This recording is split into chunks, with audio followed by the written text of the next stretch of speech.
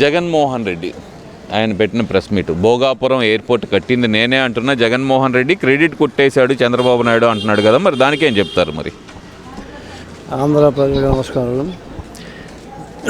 Jaganmohan Reddy Bhogapuram airport కట్టడం అనేది వాడికి ఒక కళ్ళలా కనపడుతున్నావు కానీ కట్టేది కాదు. అతను ఇమ్మీడియట్గా జగన్మోహన్ రెడ్డి ఇప్పుడు ఎన్నిసార్లు ఎన్ని మాటలు మాట్లాడాడు అతనికే తెలియకుండా మాట్లాడాడు. అతను మాట్లాడే విధానం అది బట్టి చూస్తూ ఉంటే అతను కంపల్సరీగా మైండ్ చేంజ్ అయిందని అనిపిస్తుంది. అతను ఇమ్మీడియట్గా మెంటల్ హాస్పిటల్ చేస్తాడా, లేకపోతే కరెక్ట్గానే ఉంది మైండ్ అనిపిస్తే మాత్రం ఇమ్మీడియట్గా జైలు వేసుకుమ్మాలా. ఎందుకంటారు? ఎందుకు ఆ మాట ఎందుకన్నారు మీరు? ఈ ప్రజావేదికను కూల్చాడా, పేద ప్రజలకు అన్నా క్యాంటీన్ తీసేశాడా, మరి ముసలికి అమ్మఒడి ఒక్కటి ఇచ్చిన పాపానికి ఎన్నిసార్లు కరెంటు ఛార్జీ పెంచాడు, ఎన్నిసార్లు ఆర్టీసీ ఛార్జీ పెంచాడు, ఎన్నిసార్లు ఛార్జీలు పెంచాడు, ఏందో వాడు చేసింది? ఆ బటన్ నొక్కిన తర్వాత వాడు ఏం బీకాడు? 5 సంవత్సరాలు పోయి ప్రజల్లోకి పోయి మీ సమస్య ఏదైనా ఒక్కడిని అడిగాడా?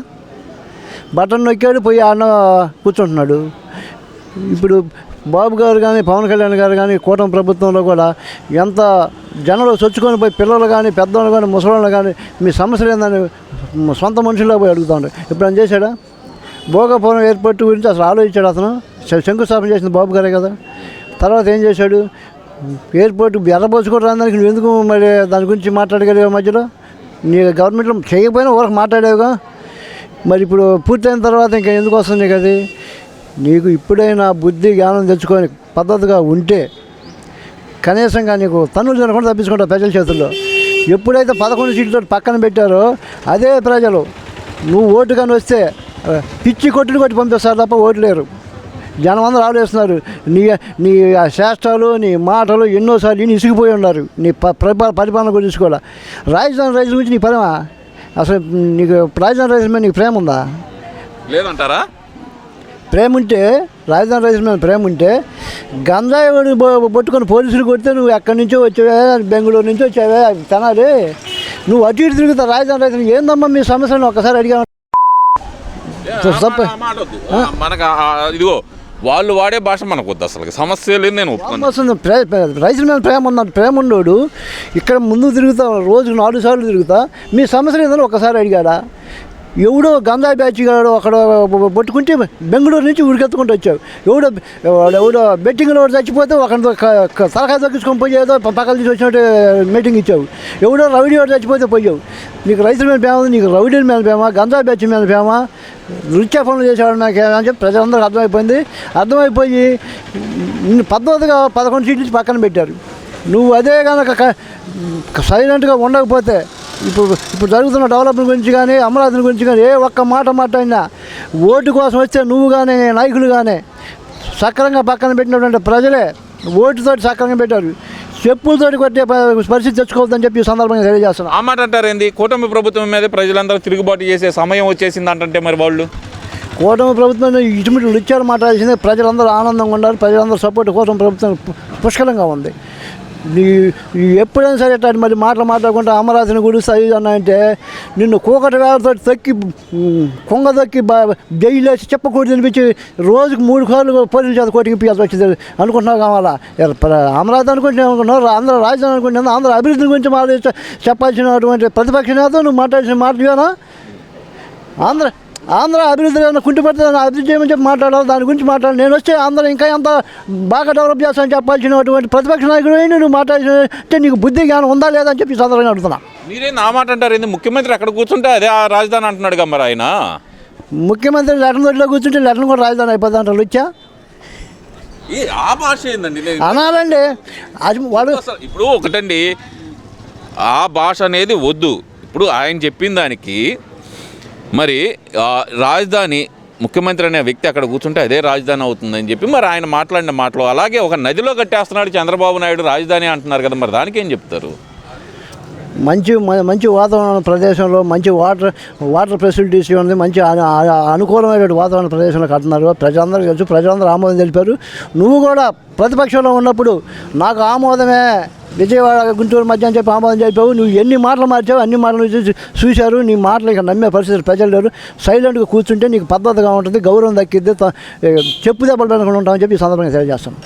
ఇప్పుడు ఆయన అంటుంది ఏంటంటే ఇంకా రాజధానికి భూములు అవసరమా, చంద్రబాబు దోచుకొని తినడానికి తప్పితే ఇంకా భూములు అవసరమా, ఒక్కొక్క ఎకరం డెవలప్ చేయడానికి 2 కోట్లు అవుతుంది, ఆ లెక్కను చూస్తే కనుక రాజధాని కట్టడానికి 1,00,000 కోట్లు అవుతుంది, ఈ 1,00,000 కోట్లు ప్రజాధనం వృధా చేయటమే కదా అంటున్నాడు కదా, మరి ఆయన దానికేం చెప్తారు? ప్రజాధనం వృధా చేసినోడి నువ్వు ప్రజావేద కూల్చేసి ఎంత వృధా చేశా? ఇట్లాంటి వృధాలు ఎన్ని చేశా నీకు తెలియదా? నువ్వు చాలా వృధాలు చేసావు. ఎన్నిసార్లు నీ పప్పులు తినడానికి ఎంత ఖర్చు, ఎన్ని కోట్లు తిన్నా పప్పులు నీ గవర్నమెంట్లో ఊరక ఎగ్గు పప్పు తినడానికి. నువ్వు ఎటువంటి లుచ్చ మాటలు మాట్లాడి నువ్వు లేనిపోయి కొనకొచ్చుకోబాకు.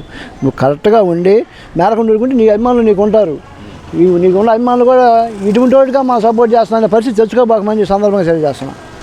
ఇప్పుడు అదంతా ఒక ఎత్తు అయితే కనుక చంద్రబాబు నాయుడు వెన్నుపోటుదారుడు, అటు మామకు వెన్నుపోటు పొడిచాడు, ఇటు ప్రజలకు వెన్నుపోటు పొడుస్తున్నాడు, అలాగే సీమకి తన కన్న సీమకు కూడా వెన్నుపోటు పొడుస్తున్నాడు అనే మాట మరి జగన్మోహన్ రెడ్డి అంటున్నారు కదా, మరి దానికేం చెబుతారు?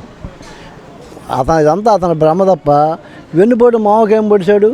వాళ్ళ కుటుంబ సమస్యలో వాళ్ళ యొక్క పద్ధతిని కట్టుబాటు నిలబెట్టుకోవడం కోసం కుటుంబ సభ్యులతో కలిసి అతను సక్సెస్ఫుల్గా అతను కుటుంబ గౌరవాన్ని కాపాడుకోవడానికి ఏదో చేశాడు. అంతేగాని వెన్నుపోటు మాత్రం కాదు అది. అది ఎన్నుపోటు మాత్రం ఎట్టి పరిస్థితుల్లో కాదు. ఇప్పుడు కూడా ప్రజలకు ఆంధ్ర ప్రజలందరికీ సమానమైనటువంటి పద్ధతిలో డెవలప్ అన్ని ప్రాంతాల్లో డెవలప్ చేస్తూ ఉన్నారు. ప్రజలందరూ సంతృప్తికరంగా ఉన్నారు. పేదలు కానీ అన్ని వర్గాలు కూడా. నీ టైంలో పనిచేసిన వాడికి పని ఉందా? నువ్వు ఏం చేసావు? బటన్ నొక్కిన కానీ ఏం పీకావు? 5 సంవత్సరాలు బటన్ ఒక్కసారి నొక్కుతావు, తర్వాత ఏం మిగుతున్నావు? ప్రజల్లోకి వచ్చి ప్రజల సమస్య గురించి మాట్లాడావా? ఇప్పుడు ప్రతిపక్షంలో ఈడ్చి పక్కేసి 11 ఈ 11 ఇచ్చిన తర్వాత కూడా ఇప్పుడు సిగ్గు వచ్చింది నీకు. ఇప్పుడు కూడా పొడుస్తాం, నడుస్తాం, పలకొడతాం. నువ్వు ఎవడు కావాలా? నీ పడగొచ్చేవాడు, కూర్చోవాడు, చేసేవాడు. ఆంధ్ర డెవలప్ గురించి ఆలోచించేవాడు కావాలా? ఆంధ్ర డెవలప్ చేసేవాడు కావాలా? వాడు కావాలని ఆంధ్ర రాష్ట్రానికి మీ ఎస్మెంట్ పనికి మాట్లాడు. మాకు ఆంధ్ర రాష్ట్రానికి ఎందుకు? ముందు ఆంధ్ర రాష్ట్రానికి ఇడిపించి మేలకొని పక్కకు పోతారా, లేకపోతే చెప్పు దెబ్బలు తింటారు? మీరే తెలుసుకోవాలి సందర్భంగా. డెవలప్ చేసిందే అప్పట్లో హైదరాబాద్ని డెవలప్ చేసిందే రాజశేఖర్ రెడ్డి, దాని తర్వాత ఆంధ్రప్రదేశ్ని డెవలప్ చేసింది జగన్మోహన్ రెడ్డి అనేది వాళ్ళ వాదన. మరి దానికి ఏం చెప్తారు? రాజశేఖర రెడ్డి గారు కూడా ఆయన ఏమో కొంత చేసిన మాట వాస్తవమే.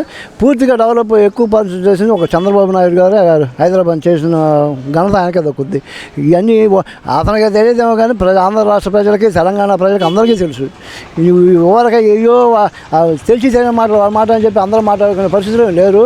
కాబట్టి ఇప్పటికైనా ఒళ్ళు దగ్గర పెట్టుకుని అమరావతి గురించి మాట్లాడేటప్పుడు కానీ, రాష్ట్ర అభివృద్ధి గురించి మాట్లాడేటప్పుడు కానీ, ఒక పైనుంచి జగన్ కాడి నుంచి కింద కార్యకర్త వరకు ఒళ్ళు దగ్గర పెట్టుకొని మాట్లాడాల్సిన అవసరం ఉందని చెప్పి, లేకపోతే మటుకు మీకు మామూలుగా ఉందని చెప్పి సందర్భంగా తెలియజేస్తున్నాను. కూటమి ప్రభుత్వానికి చంద్రబాబు గారు కూడా ఒకటే విన్నపం చేసుకోదలుచుకున్నా.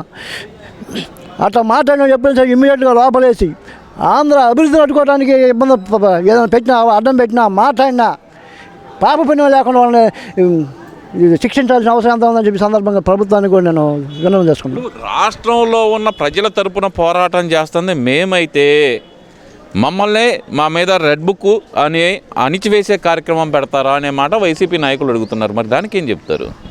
ఎక్కడ నువ్వు చేసింది రాష్ట్రంలో పోరాటం? ప్రజల కోసం గంజాయి కోసం పోరాటం చేసావు, బెట్టింగ్ రోడ్డు కోసం పోరాటం చేసావు, రైతుల కోసం ఏమైనా చేసావా? నువ్వు వరదలు వచ్చినప్పుడు ₹1,00,000 ప్రకటించి ₹1 ఇచ్చావా వరద బాధితులకి? సిగ్గుచారం నీకు లేదు కానీ ఆంధ్ర ప్రజలకు ఉంది. సిగ్గుచారం లేని మాటలు మాట్లాడి ఇంకా దేనిపోయింది తెచ్చుకోబోకు. అందుకని చెప్పి సందర్భంగా చేస్తాం. ఇంకొక చిన్న మాట, బాబు గారు వీళ్ళు కూడా కార్మికులకు సంబంధించి భవన నిర్మాణ కార్మికులకు కానీ ఇతర కార్మికులకు కానీ కొన్ని రావాల్సిన బిల్లులు పట్టించుకొని అవి కూడా సరి చేయాల్సిన అవసరం ఉంది. పాటు అన్నీ బాగా చేస్తున్నారు. రెవెన్యూ డిపార్ట్మెంట్ మాత్రం నువ్వు ప్రధానమంత్రి ఆర్డర్ వేసినా వాళ్ళు తలక ఇవ్వడం తప్ప దురుడు భాషం లాగా పనులు మట్టుకు అట్లాగా ఉంటున్నాయి.